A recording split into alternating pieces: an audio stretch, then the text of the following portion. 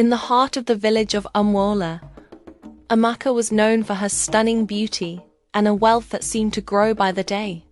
She was the talk of the village. No man could resist her charm, and no woman could match her flawless looks. The village elders often spoke of her as if she were a gift from the gods.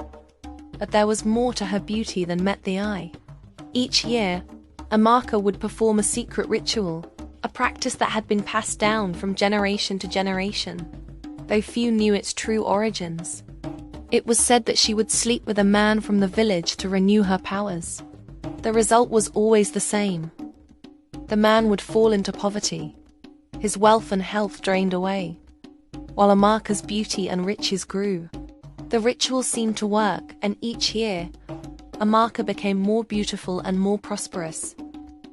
Despite her growing wealth, Amaka was never satisfied. She saw herself as far above the other villagers who lived simple lives.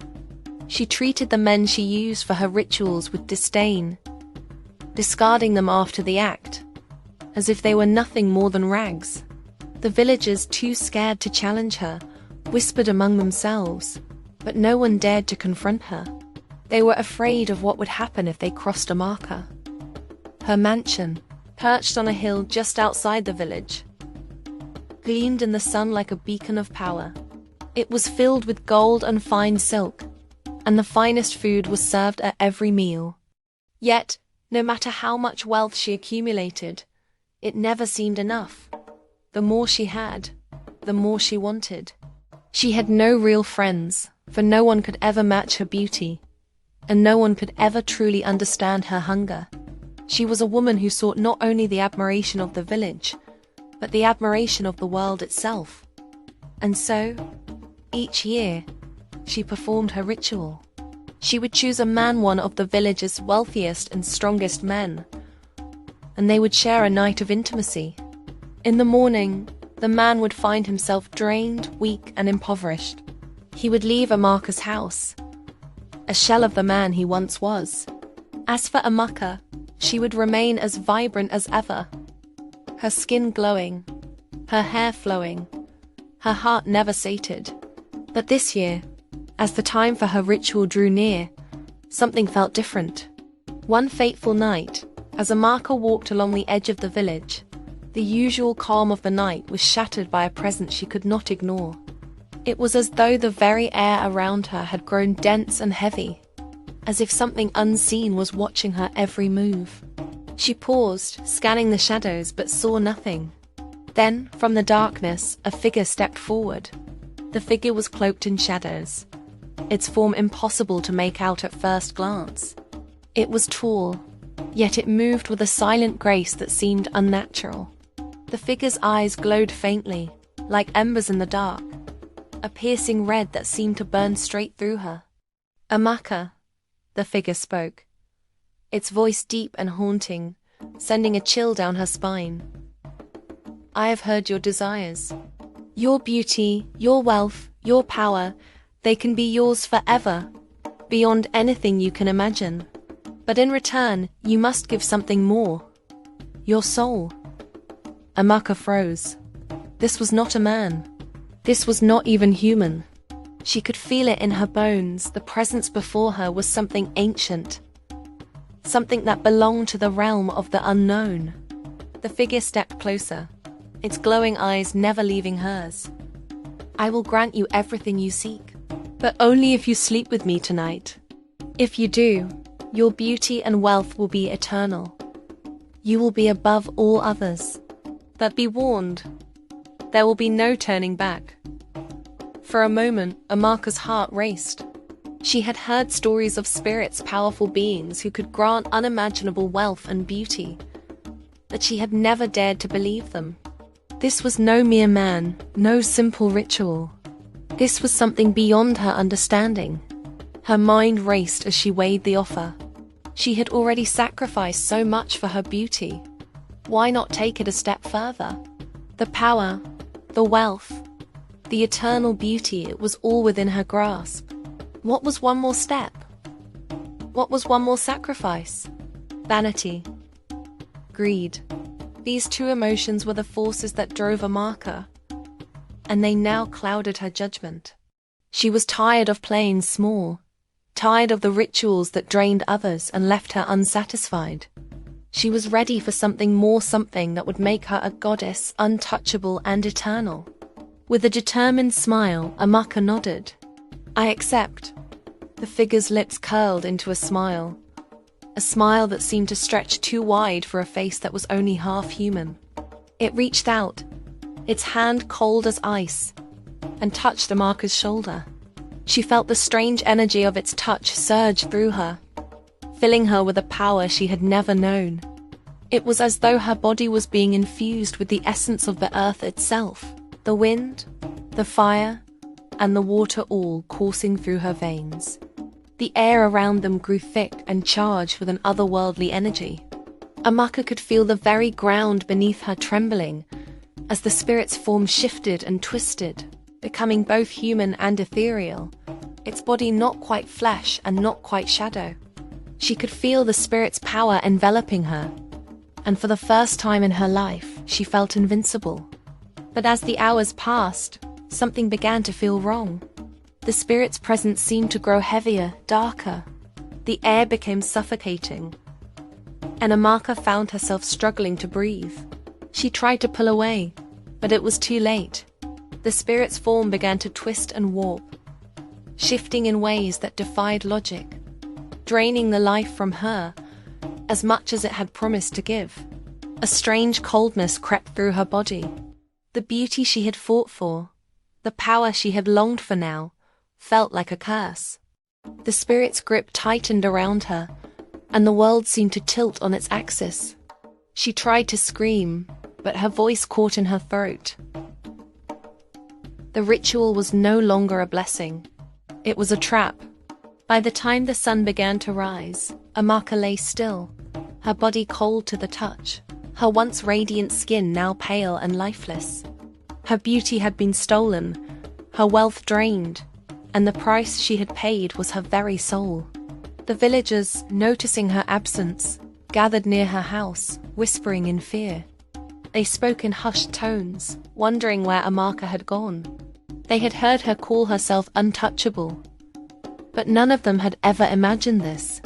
No one dared to go near the mansion, not until the village elder, an old woman named Nina, went to investigate.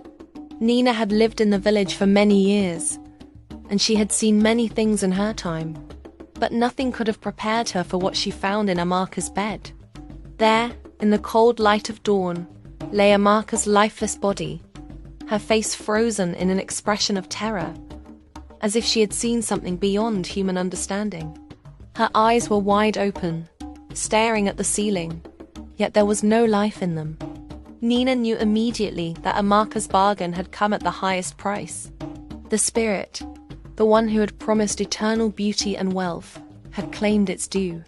And now, Amaka was nothing more than a cautionary tale, a warning to all who sought power at any cost. The village stood still, its heart heavy with sorrow and fear. What had been Amaka's downfall could easily be any one of theirs. The elders, gathering in secret, whispered of the consequences of greed, of vanity, and of the price one paid for seeking more than what was meant to be. But for now, all they could do was mourn the loss of the woman who had once seemed untouchable. Amaka had been the most beautiful woman in the village, but her beauty had come with a cost, one that no one, not even she, could have foreseen. The village of Amwola was shrouded in an eerie silence as the news of Amaka's death spread like wildfire. The once vibrant community now felt like a shadow of its former self. There were no cheerful greetings, no sound of laughter echoing from the market, no bustling chatter from the women who normally sang while grinding cassava.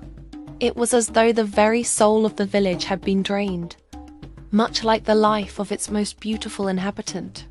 The men who had been part of Amaka's past rituals gathered at the edge of her home, their faces grim and worn. Some were older, their faces lined with the marks of hard labor, while others were younger, their eyes filled with a mixture of regret and fear. They stood in a huddle, talking in hushed tones, their voices barely above a whisper. They had all once been drawn into Amaka's charm. Each of them had unknowingly participated in the ritual that drained their vitality, leaving them poor and weak.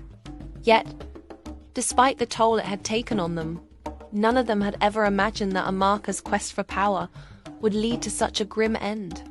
Some of the men believed that Amaka had been chosen by the gods to suffer for her insatiable greed, that the price for her beauty and wealth was her life.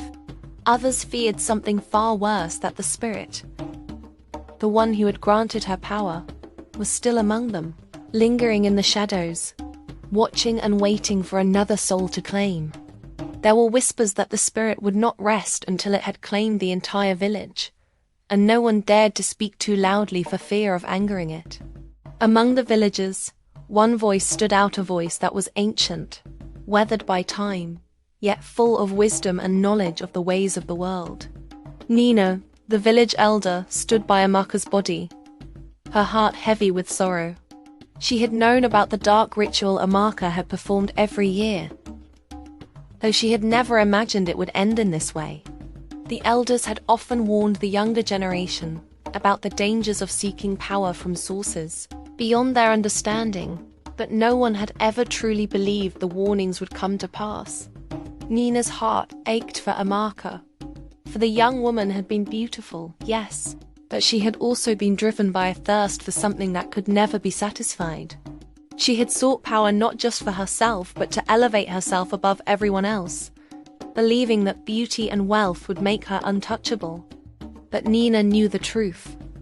The power Amaka had sought was not the kind of power one could control. It was the power of the unknown, a power that always demanded a price. And now, the price had been paid. As Nina prepared the village for the burial, she couldn't shake the feeling that something was amiss. The air around her felt thick, oppressive, as if the very ground was holding its breath. She felt the chill in the breeze, a coldness that had no place in the heat of the day. The villagers too began to notice it, shuddering as they looked around. It was as if Amaka's death had left behind a lingering presence, an echo of the spirit that had claimed her soul. When Nina and the villagers gathered to bury Amaka, they were struck by something that made their blood run cold. The earth beneath Amaka's body began to tremble. The ground shook with an unnatural force, as though something was stirring beneath the surface, something old and powerful.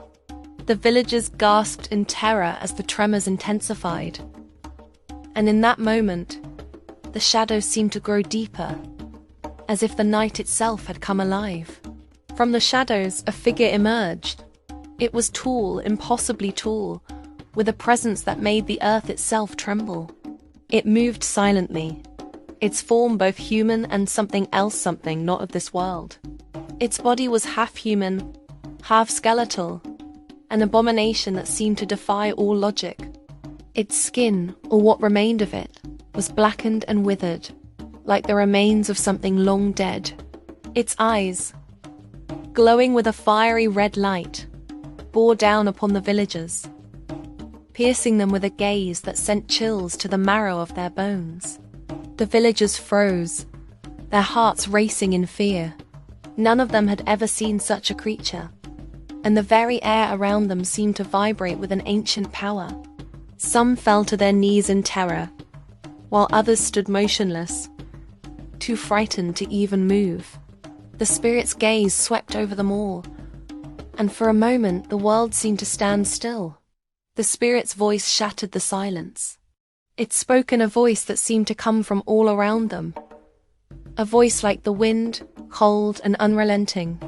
"Amaka is no more," the spirit intoned. "But those who seek power in the wrong way will always find their end in darkness. Remember her fate, and know that greed comes at a terrible cost." The words hung in the air, a chilling warning that reverberated through the villagers' bones. It was clear that the spirit held dominion over Amaka's life and death, and that none of them were exempt from its wrath. The villagers looked at one another, fear etched into their faces, knowing that Amaka's greed had not only claimed her life, it had cursed them all. As the spirit finished speaking, The earth trembled once more, and the figure began to fade into the shadows. Its glowing eyes were the last thing the villagers saw before it vanished, leaving only an overwhelming silence in its wake. The air grew cold, and the village seemed to hold its breath, as though the land itself was waiting for something to happen. The villagers stood frozen, their minds racing with the realization that they were not free from the spirit's curse.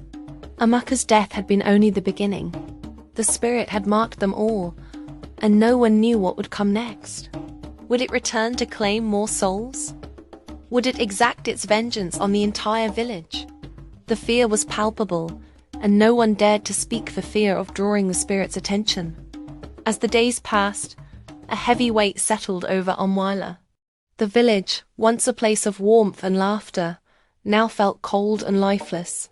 The crops withered in the fields, and the livestock grew ill. It was as if the land itself had been touched by the spirit's curse. The villagers, once so full of life, moved about like shadows, their faces marked by fear and uncertainty. Nina, the wise elder, knew that the spirit's curse was not just a punishment for Amaka's greed. It was a lesson for them all. The pursuit of power, wealth, and beauty at the expense of others was a dangerous path, one that could lead to ruin. The villagers had seen Amaka's downfall, and they had seen the consequences of her choices. It was now up to them to decide how they would live in the wake of her tragic end. But even as the villagers gathered to discuss how to move forward, Nina knew that the road ahead would not be easy. The curse had already taken root, and no one knew how long it would take for the village to heal. The lesson was clear. True beauty and wealth came from within, and the pursuit of material gain at the expense of others would only lead to destruction. Greed, vanity, and selfishness could never be the foundation of a happy life. The ultimate price of such pursuits was the loss of one's soul. As the final rites for Amaka were performed, Nina whispered a prayer, not just for the young woman who had fallen victim to her own desires, but for the village itself. May the lessons of Amaka's life and death guide them all, and may they never forget the price of seeking power in the wrong way. The villagers left the burial site with heavy hearts, their minds full of the spirit's warning. They knew that the curse had not yet been lifted, but they also knew that they had the power to change. They could choose to live differently, to embrace humility, to seek beauty and wealth not through greed and exploitation, but through love, community, and compassion. Thank you for watching. If you enjoyed this story, don't forget to subscribe for more captivating African folktales. Stay tuned for more tales that will entertain, teach, and keep you coming back for more.